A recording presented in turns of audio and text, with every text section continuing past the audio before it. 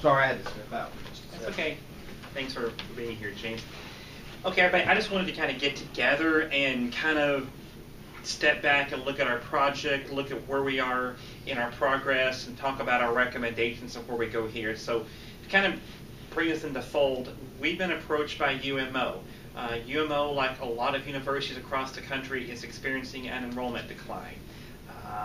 They've had some steady drops, and they're looking at some strategies to address their enrollment agenda. One of the strategies, which is why we're here, is to look at implementing an online education platform. A lot of universities have already done that. This is something they're looking at doing. They have included implementing online education in their 5-year strategic plan. They have been very transparent in their conversations, particularly with the faculty.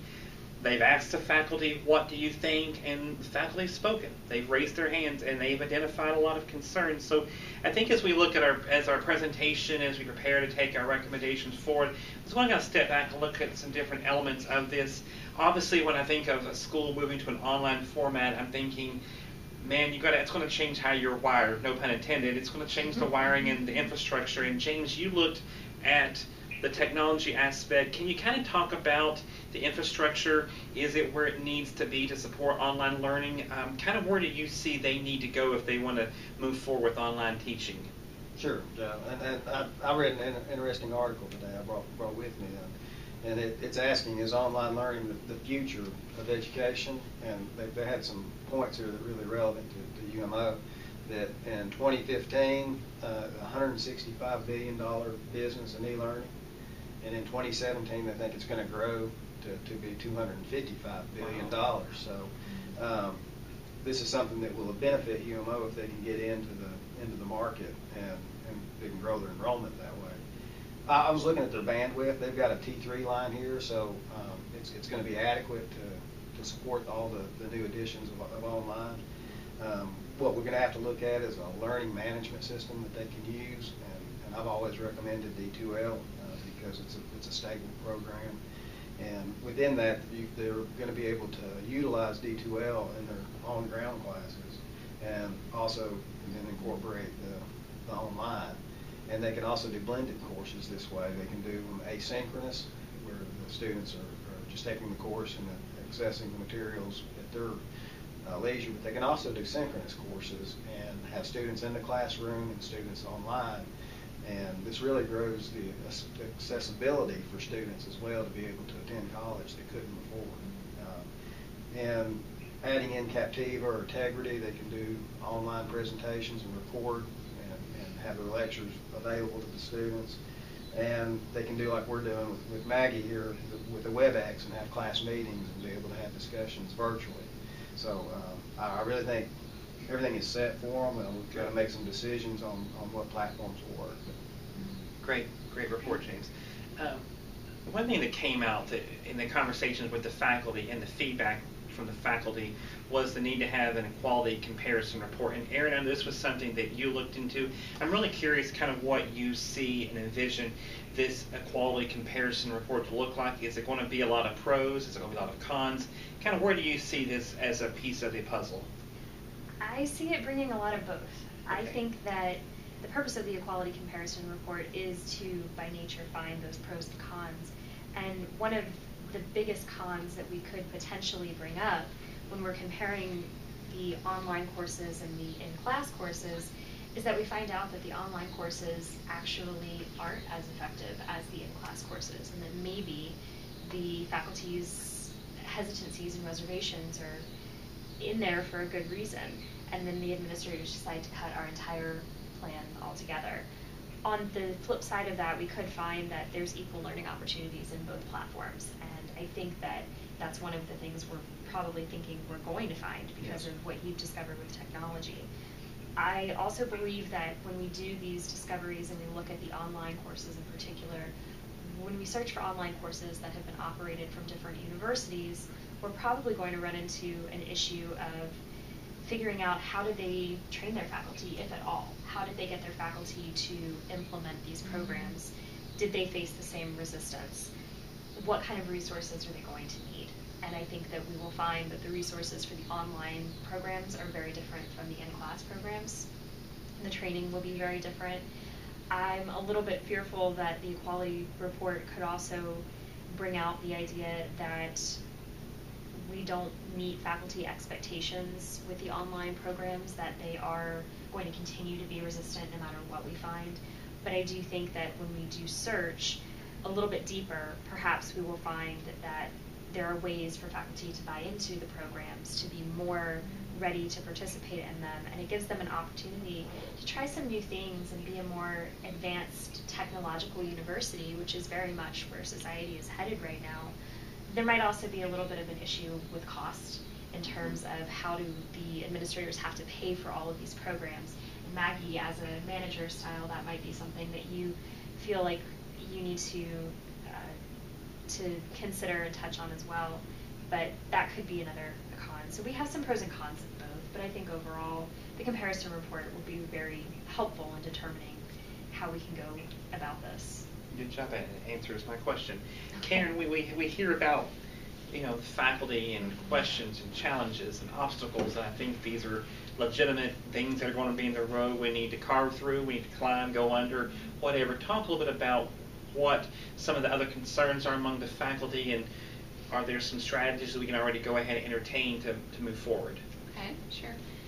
Well, as I looked at this, in the spirit of fairness to those who are directly impacted by the decisions we're making, first of all, in regards to faculty, I would suggest we recommend the university incorporate adequate training and financial resources in the strategic plan, which would support faculty training for online courses and upgrades and any other technology needs.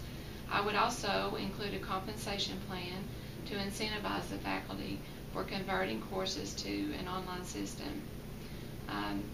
That should help with some of the inequality issues for faculty. And now in regards to students, I suggest that we identify some of the cons of online education from a student perspective, and let's identify ways to address those issues, which would involve equality between online and on-ground courses.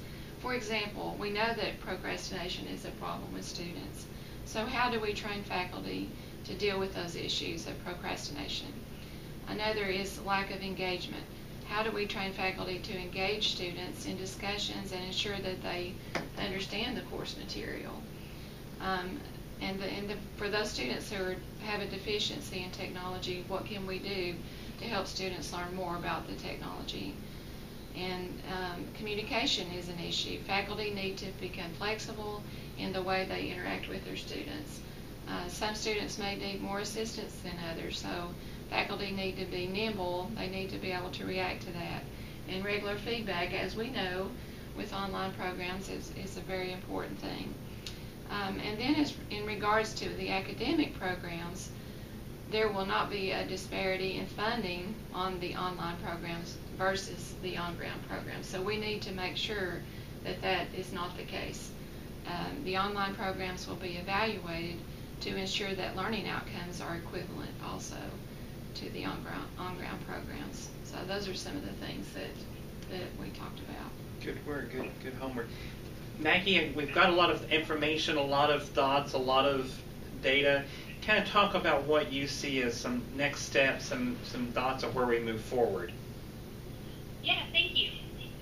To add in some content to the equality comparison report, it sounds like we've got a couple categories.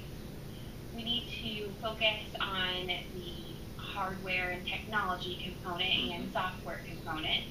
So we'll have to talk about a recommendation for our learning management system. As we've mentioned, D2L is a good option, and maybe some other software.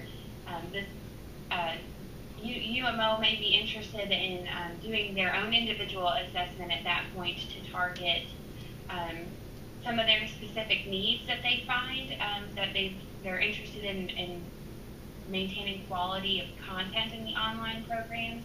And they may also want to search around for cost as well. And then also any of the resources and upgrades that they feel are vital for their software and hardware on campus. Faculty training is another major component. This is kind of a cloudy area at the moment. It sounds like we've got addressed some major issues with faculty training, saying that we need to make sure that they are equipped on all levels, those who are comfortable with technology and those who are less reluctant to use technology feel very comfortable turning around and using this in classroom settings, as well as the compensation plan. That will have to have somebody review that specifically within human resources to make sure that plan is a fair adjustment for faculty. So on kind of each of those areas and a whole nother area is going to be costs. So to give them in this equality comparison report some hard numbers to look at, they'll want to see the cost of what a training plan will look like, what D2L would cost to implement, and then what the compensation plan would look like, and of course where all that money could theoretically come from to fund this program. So they'll want to see some potential projections on return. But those seem to be the three areas where we have to focus on assigning people to work in groups or individuals to work on, as well as the time frame and deadlines for those to turn around before the equality comparison report goes out. Okay. Very good, Maggie. Thank you. So I'm thinking when we get with the UMO administration, with the faculty, the president's going to look at it and say, okay, guys, give me some recommendations. Where do we go next? And I've jotted 3 down here as I was taking notes when you talked. Let me kind of walk you through these 3. Tell me if you agree, push back, we can modify these. I think the first, and what I'm hearing is that we need to look within the general ed curriculum and find some courses that we feel lend its best to an online format. Let's start with those that would work well. I do not think organic chemistry is the course that we start in an online format, but there may be intro to psychology, intro to sociology. There may be some courses there. What do you think about that? I agree with that, and I think that offering in a gradual model, having a few online and a few in class, to at least get accustomed to it first and seeing how it goes. And using the learning management system in the on-ground classes and online classes as well, and using the functionalities like the discussion boards and the purely on-ground classes as well will help get the faculty used to doing that format as well, and also get the students used to it. Right. Great. Good. Second one, I think there are some elements of the online format D2L that I think would really work well in the traditional on-ground classes, particularly discussion boards. I feel like we need to encourage them to find some aspect of online learning. I think discussion boards would be one I would recommend, and kind of incorporate that to the traditional classes. Yes. Absolutely. Good deal. And the last one, Maggie, you said this. Aaron, you said this. Karen, you said this. It's teaching the teacher. This is going to work if we give the faculty the right instruction, the right transition to becoming an online instructor. I think we're going to have to look at everyone's individual abilities with technology. Some are going to be strong, some are going to be coming behind the 8 ball, but providing a really important best practice guided approach for training teachers to teach in the online format. Yeah, and I think we can use technology to do that. Right. We can offer some learning modules that break down the use of the LMS and show them how to utilize it and do it, and it'll get them comfortable with online learning in themselves. Right. And see that it's a practical way to do it, and it'll also be an efficient way of letting them learn some of this stuff on their own, and it'll be more cost effective. Absolutely. And if we do it gradually, the instructors who feel comfortable with it can kind of lead the way and show the others that, this is not impossible. Absolutely. We'll face a little resistance, but at least that way the resistance is less than what it is right now.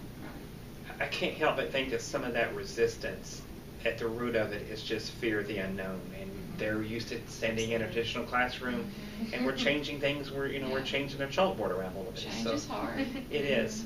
Well, hey, everybody, great work. Maggie, thanks for joining us virtually. I hope everybody has a great weekend and good work. Okay.